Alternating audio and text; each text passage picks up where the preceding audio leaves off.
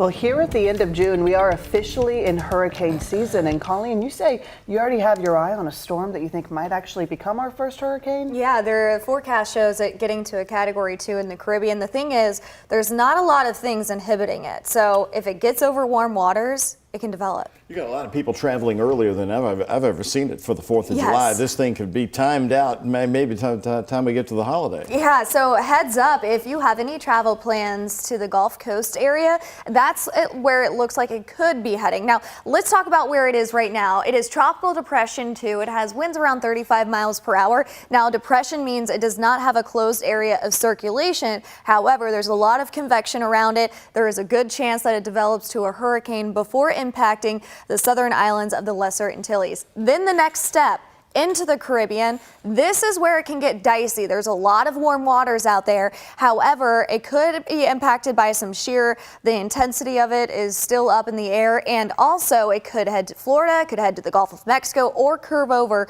to Mexico. So there's still a lot in that forecast. Not saying it's heading to the United States just yet, but it is heading to the Caribbean. So that's when we start to keep our eyes on that, and it's travel season. We're in the summertime. A lot of people have tropical vacations, so just keep that in mind. Here in town, we are seeing some heat, 92 in Louisville, 95 in Springfield. We are warming up out there.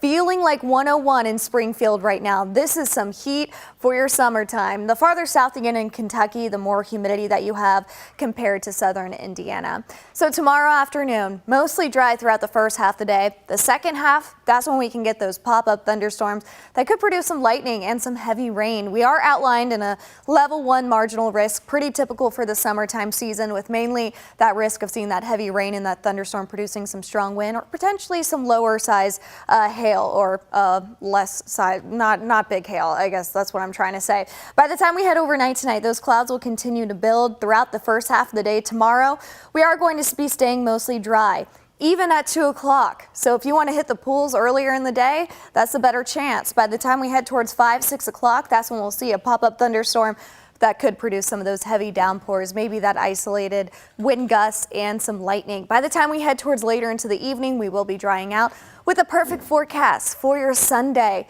It is going to be an ideal summertime setup for your Sunday. We have that north wind, upper 80s. We've had a few of these days over the past week, and we have one more day of it this upcoming Sunday. So if you are heading out to Racing Loup soccer game at 4 o'clock on Saturday, that is that time window where we could start to see those pop-up storms with some lightning. So just keep it in mind. There could be a lightning delay for that. Other than that, it is looking good. Butcher Block Party, thankfully, is during the daytime. Now, we are looking ahead to the 4th of July. Starting on Monday, we're mostly dry the first half of the week, but then it is trending a little wet. Now, this is a long-range model. It is not exact, but we are looking ahead. I went ahead and increased those rain chances just so you can keep that in mind because it is a major holiday. So towards the end of next week, it looks like we'll have some moisture that we will be battling for the 4th of July. That can change. That low pressure could completely go the opposite direction, and we could be drier. So let's fingers crossed for that forecast. Doug?